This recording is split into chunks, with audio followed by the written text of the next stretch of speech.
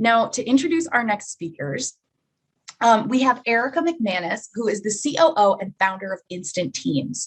Prior to co-founding Instant Teams, Erica worked for 5 years as a member of founding teams on 2 Silicon Valley startups and saw the value of a distributed workforce tapping into the best talent wherever it can be found. Through her work consulting with these startups and looking into the military community with strategic marketing opportunities, she built brand communities to drive their markets. Connect with Erica in advance of this session. You can always connect with her later on LinkedIn. But Erica's going to be joined in conversation with our own amazing Leandro. He is quickly becoming an absolute staple as part of the Power to Fly virtual events team. And I'm so happy to get to sit back and listen to this conversation. So Leandro, take it away. Hi, everyone. Welcome to everybody to this conversation. Hi, Erica. How are you? I hope you're doing amazing. I'm Leandro Antoniuk. I'm talking to all of you from Buenos Aires, Argentina. I'm part of Power to Fly's event team. So thanks, Erica, for being here. We have just a few minutes to talk about a lot of things, a lot of innovations, building remote working, and how you are doing it through Instant Teams as well. So if you want to kick off the conversation, telling us a little bit more about yourself and how you went through this dream, after this dream, and create this amazing platform. Yes, thank you. I'm super excited to be here. I am in Virginia in the United States. Doesn't sound as nearly as exciting as Argentina, but that's the beauty of remote connection, right? We can all speak and connect across all geographic locations. So I am an active duty military spouse myself, so I am loving the focus of this year's diversity reboot. I was able to participate last year as a moderator, so I'm really excited to be back this year. On one of my favorite 2 topics, which is military spouse employment, and the other being remote work. So excited for the topics we have at hand. But as a military spouse, I do have a unique, my own experience that led me to build Instant Teams. And I think, we'll get into that a little bit more, but I've moved 12 times in 19 years. And so I know exactly the struggle of what a flexible career looks like and what it doesn't look like. And really, those firsthand experiences led me to eventually seeing the potential of a business model that could help assist that. And how did you start it that when we talk about, best friend spouses and how remote work can be, like useful and very much needed, as you are saying, of traveling so much and moving and having these, because you were working remote actually before COVID. So how all of this starting merging when COVID hits as well, Yeah, so I've been working remotely almost for 10 years now. My youngest son is 10, and that's kind of when I stepped into what the remote workspace looked like. And we started Instant Teams in 2016. So we were building remote teams even before the pandemic. And obviously that's had a huge impact on how all of us do business, even those of us who were remote ahead of time. But my own personal experience is really through all of those moves, I just found it really difficult to have a career that I could continue to progress in, or something that I was actually passionate about. It's just like, well, you're here in a location, there's 3 options. If you want to work, you take one. And that's not fulfilling to any human in a long-term way. So what happened is we ended up out in California, and that was 2 kids and 3 moves in 3 years. And I kind of tell everybody that I was like 30, and I was like, okay, well, I guess I'm never going to have a career. I will just be the spouse and just, live up to that expectation. And again, like that internal identity, right? There's no fulfillment there. Your potential is not tapped. And ended up being introduced to veteran startups out in Silicon Valley. And as many military spouses do, for anybody watching today, I just said yes to an opportunity. Somebody said, hey, we need somebody to do this. Would you be interested? And I just said yes, and saying yes to learning a whole new industry, which was the startup space, the entrepreneur space. And learning in real time ultimately led me 5 years later to seeing an opportunity to start my own business. And now 5 years after that, here we are with 600 remote employees across the globe. So all of that chaos and that constant moving brings opportunity. And it's a really unique opportunity to find yourself through all of that. Absolutely, and to innovate through all of this chaos and doing learning, growing. So when we talk about instant teams, how does it work when companies wants to hire? What are the main roles or areas that you are focused at? You know, just to match the talents with the companies for us to know a little bit more about that it can be really interesting. Yeah, so we call ourselves a remote team marketplace. And so what we've done is we obviously serve customers. We serve customers anywhere from medium-sized businesses to Amazon, Walmart. We've worked with really, really great organizations who have that shared purpose and serving a community of underserved, undertapped talent. I think those are the business partnerships that are the most successful when there's mutual good being done. And it's not just about the business, it's about the impact being made as well. And then obviously marketplace, we've got the other side, which is our community. And primarily we serve the military connected community. So, and also primarily out of that military spouses, that's, you know, we were built to try to impact the military spouse unemployment rate, which depending on the data you look from, whether it was 2 years ago or current, it could be anywhere from 24 to 42%. Like there's a lot of different numbers out there, but substantial and a problem, right? No matter what number you decide to go with. So we take both of those sides. We've actually created not only a business model, but our own remote work technology. And so we're able to take in what the customer needs, take in the talents and the skills of an individual, and we start to build that team on the back end. And then we employ everyone. So everybody is an employee of Instant Teams, and we then put them out on our customer accounts. That is really interesting. And how do you, create and build and manage those teams all around these companies and clients? Yeah, and it's one of the reasons why we were really passionate about being the employer and not just finding people and sending people out, is because the military space is, you all are spending an incredible time and dedication to bringing awareness to over the course of this week. We're unique. The movement and just even the tactical operational pieces of people moving constantly. It's hard to piece together, even whether it's an HR perspective or a logistical perspective. So we've put a lot of time into that, everywhere from building state by state by state into understanding what being a remote employer means in that state, to the really functional daily communication and engagement for our teams. So we have almost like an internal marketing approach, so that we're engaging people, we're helping people find connection amongst each other. Which really is the difference in remote work, right? Is being sure that people still feel they're a part of something, even if we're all sitting in our own homes and own offices. So we spend a lot of time building into that very purposefully to be sure that it's not just work, it's also a connection. Absolutely, just to be there, and to connect, to be yourself, to bring your fullest potential. And I read at some other place that you talk a lot about seeking harmony instead of working life balance. So I think it's really interesting because we hear a lot about work-life balance and hybrid remote. But when we talk about harmony, when we talk about these topics and working remotely and being a veteran spouses, how do you describe this harmony state that you talk about? Well, you make it sound much prettier and more eloquent than it actually probably feels in the moment. But balance always didn't feel right to me when people are like, oh, you're, work at home mom and you're a military spouse. Like, how do you find balance? And like, the truth is balance doesn't exist, right? And I think when you try and you fail, you're like, well, everybody else seems balanced. What's wrong with me? And I think we just kind of have to demystify that. And a part of like just my own thought process, and actually my co-founder, Liza Rodewald, is the one who said the harmony thing first, is I'm very visual. It's how my brain works.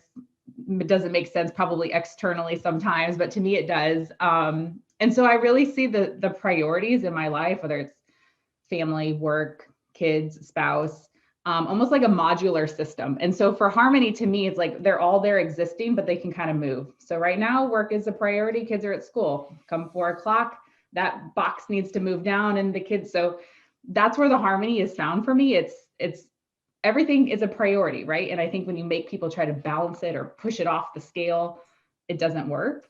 So harmony can be found in things that normally don't work together, working together beautifully, right? That's how it, and then that's how I envision it. There's constant chaos, there's no balance, but it can work in harmony. Absolutely. And I hear you and I feel you. And I think that harmony has to do with mental health, how Yeah. to deal with everything that we have to do at once. So it's really interesting from that point of view. Yeah. So just to talk a little bit more about you from your entrepreneur side, how would you describe yourself and what were the things and the key factors that took you to where you are today? In terms of instant teams and how it's still and it's growing so fast and much. Yeah, I never set out to be an entrepreneur. It's not something I really even knew was a career path, to be honest. I have 2 degrees in human ecology, so I've always been very focused on people and life cycle and connections and development. But when I fell into the lap of Silicon Valley and was opened and exposed to this amazing place where you could have an idea and feel passionate about it. And if you took the right steps and learned and grew along the way, you could also have a business. I was like, oh, I belong here. Like, this is what I meant to do. And really the tactical starting out was just learning in real time, right? Said yes, put myself in a place that I was very uncomfortable, knew nothing about, would be Googling things outside of Zoom calls. I still do that as a founder, right? I'm going to figure out what that means if I don't know what that means right now. And started consulting and building teams for companies. And I was using military spouses, right? Those were who I knew. They were who I knew needed to be employed. And so I was building these little teams for different companies along the way. And it was one customer who said to me, I'll never forget it because it was like my light bulb, like aha moment. He said, military spouses are a force to be reckoned with, and more people should know about you all. And I was like, done. I'm going to build a business that does that, right? And that's really what I've just kept, no matter what's happening, no matter the chaos of the day, it's getting the word out, and it's businesses who need great people and great people who need work, and it's bringing those 2 together.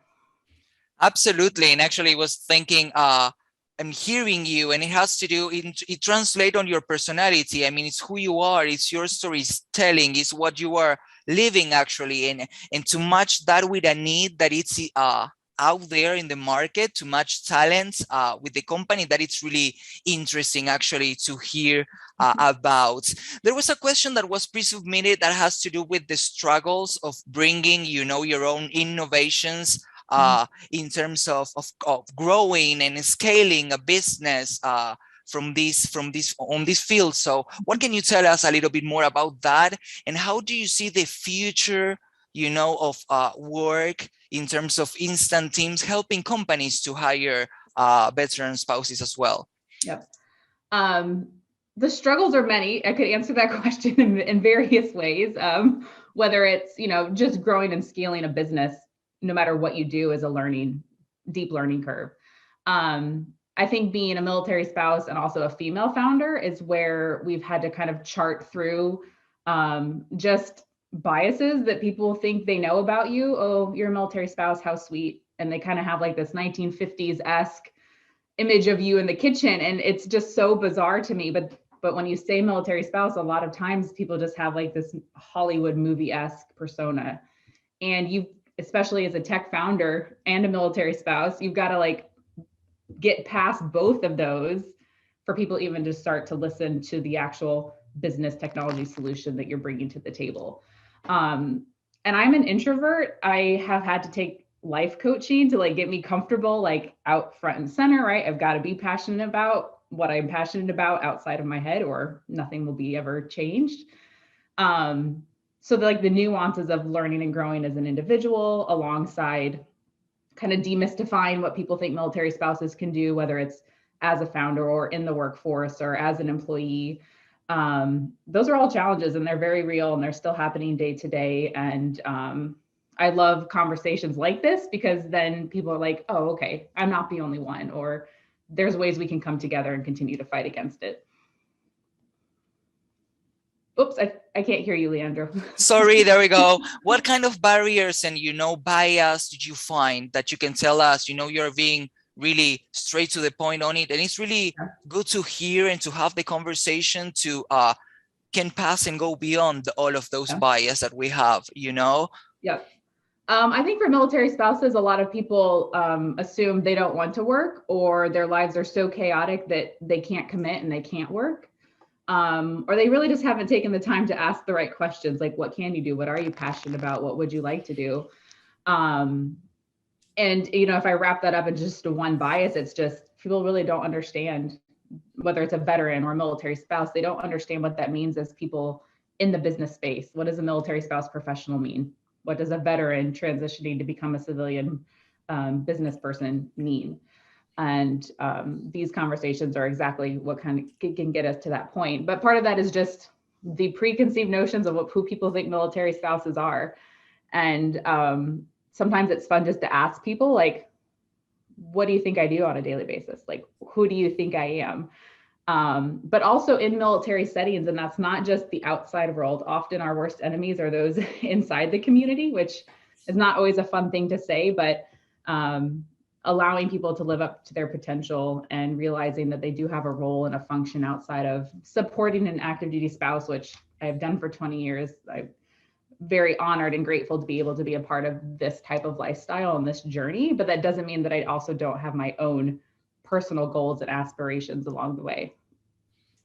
Absolutely. There is a lot of education and trainings and things to learn in terms of get it right, that it's just not, matching talents with it, but to know the whole history that we brings in terms of identity that you were talking at the beginning, this being one other layer on your identity as well.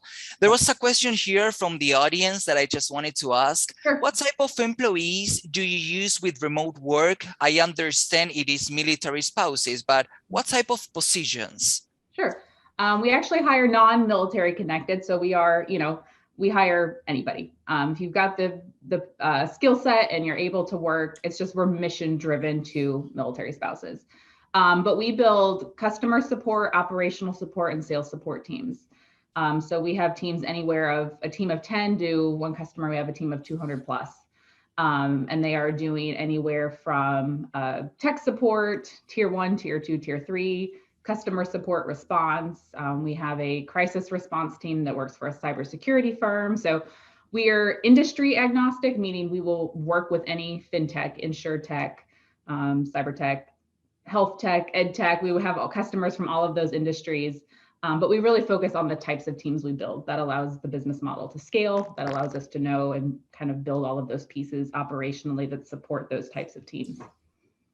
That is really interesting. Thanks for the details on that. And I actually was thinking about how, new opportunities and roles are coming up. Perhaps we weren't, just to know if you saw, changes over the last years in terms of talking about diversity, because it came, like diversity, equity, inclusion, everything is today on the table in terms of intersectionality and everything. Have you seen more interest during the last period of time growing and having more companies being interested, in hire and connect with you and instant teams?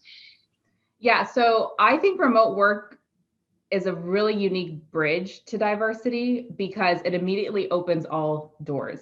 If you are not hiring from one city, if you are not hiring all the neighbors that might look just like you, right? Remote work opens this like global access to talent. And diversity obviously can mean various different types of things demographically, but remote work overall can, if you embrace it as an employer, if you embrace it as a company, it allows you access to just the best people. And I think the conversation around that, and then also stronger conversations. I think you had asked in the last question, like what's next in the future of work? Like it's that skill-based remote work and skill-based hiring together will change the way people hire and will continue to change the workforce. And it's not looking at resumes and your pedigree and where you've been and where you've come from. It's what skills do you have? How can we train you? How can we actually build a workforce and bring people in who are the best and who can become the best based off of just who they are. That is really interesting from your point of view, of growing your business and actually having to keep with trends and tendencies and where the working force is going towards the future. And I really echo with that, that when we talk about diversity, we talk about innovations, ideas, unique solutions, and bringing that to the table. So I just want to read here, we have another message on the chat that says, people stopped asking me what I did for work when I moved in with my partner, Navy. My partner thinks it's because they feel awkward because many people switch full to housekeeper, childcare. How do your team works remotely? She's asking here, Rose. Yep. I have had those experiences for 20 years. And what I have had to learn to do is, and it's the opposite of who I am naturally as an introvert, right? I'll just be quiet. It's fine. Have thoughts in my head. It's to change the narrative of the conversation. So I have been in military settings where, you know, it's a military function. Everybody is in uniform. It's a military focus. And I have stood there and not been acknowledged, right next to my active duty service member, you know, talking about their career, or people approach me and say, oh, what does your spouse do? I'm like, hello, I'm here too. So I totally get what she's saying. And I think sometimes you just have to assert yourself like, oh, you know, we're here. He's obviously active duty military. You know, I've been able to find a career as a COO throughout this journey. Like, just so it feels awkward, but the more you become like naturally, like, not that the conversation shouldn't be about a service member, right? Again, there's a lot of sacrifice and honor that go along with that. But there are times in conversations when you should be able to speak as your own person and not on behalf of the person that you're there supporting. And that's hard because it feels really, really awkward. But I think the more we can all learn to do it gracefully, like, it can start to change that narrative. And so, I mean, I always recommend to people, if you ask a military spouse, ask them what they've done along their years as a military spouse. Don't ask them what their service member does. Absolutely. Just to get interest and talk direct to the person. It's really important to, actually, that links us to get to know each other and to know more about the talents of the people. And you made me think that when you answer that and you say, perhaps I'm a leader, I'm a CEO, you know, like, that might be surprising, but it's what we are, you know, like, actually moving forward, and you are working towards to. So I think it's really important to that. We have a few more minutes here. So I just wanted to know in these last few minutes, just a little bit more about yourself. You talk about harmony, but just to know, besides Instant Teams, that it's growing and it's amazing, and that we're going to be sharing all of the links and the information for people to get connected to, just a little bit more about yourself. What do you do off Instant Teams to recharge and reconnect and then keep doing it? Yeah, that's a hard one. As a military spouse and a founder of a fast growing organization, I think founders have a really hard time with mental health because you have to turn it off. It won't turn off for you. Like, especially running a remote company, right, is 100% in my hands, accessible all times a day. And so I've done well at it. I've done bad at it. I'm working to do well at it again. I just actually read an article recently, and it was on 7 different types of rest. And I thought that was interesting because I'm like, oh, I just eat well and I'll sleep well, I should feel fine. And you kind of find yourself trying those patterns. And you're like, I still kind of feel exhausted. Like, why do I still feel exhausted? I'm eating okay, I'm sleeping well. But it's those other, it's spiritual, it's mental, it's all of those things. And then I'm like, oh my gosh, do I have to create a strategy to be well? Like, that sounds exhausting. But diving into that, and for me, it's like at the end of a day at 5:30 or 6, I shut this computer screen and I leave my office and I don't come back to the computer.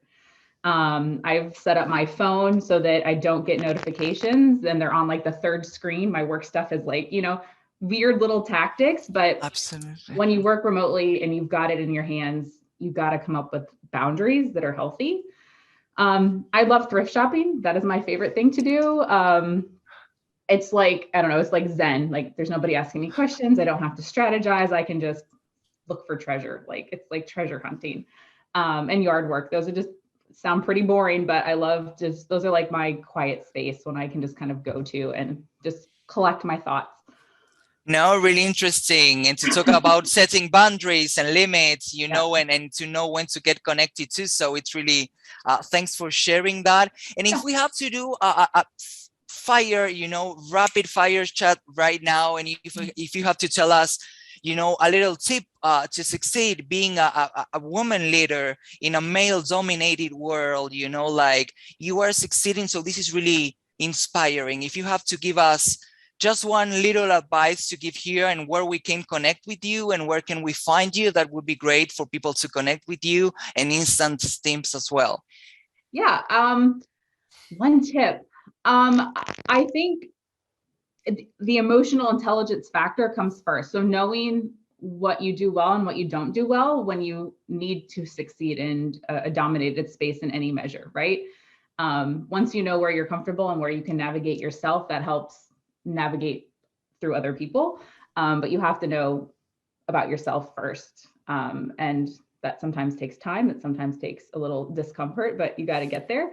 And my favorite analogy, which it sounds cliche, is like and we've done it, is if there's places you know that you belong with your ideas and your passions and nobody's inviting you, go ahead and grab a chair and just show up. We have done that in physical ways. We have done that in conversations, and then be sure that you're also building the table and the path for others so that others don't have to do the same. And I think that we've seen that, right, for generations, and things are getting better, but there's definitely work to be done. But as far as connecting, I love connecting. I love connecting in all ways.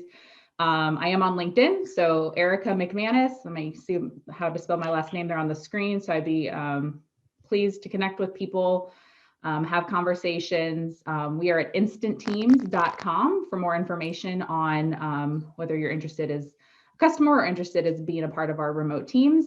And then we do a really fun, oh my gosh, I see Flossie's coming on next. That's perfect. We have a really fun job party live that we do every Friday on our Facebook page. And that's Instant Teams on Facebook. We go through every position we have open. Our recruitment team is on a Facebook Live talking it through. They dress up, they do crazy things just to make it fun. So you can connect with me or Instant Teams in any of those ways. Thank you. Thanks for sharing and for all of your thoughts and everything that you brought to the table that were so interesting about your own perspective and Instant Teams as well. So thanks for being here today. Yes, thank you so much, Leandro. You guys have a great rest of the day. And I see Flossie Hall's up next, and you're in for a treat. So thank you. Great. Thank you.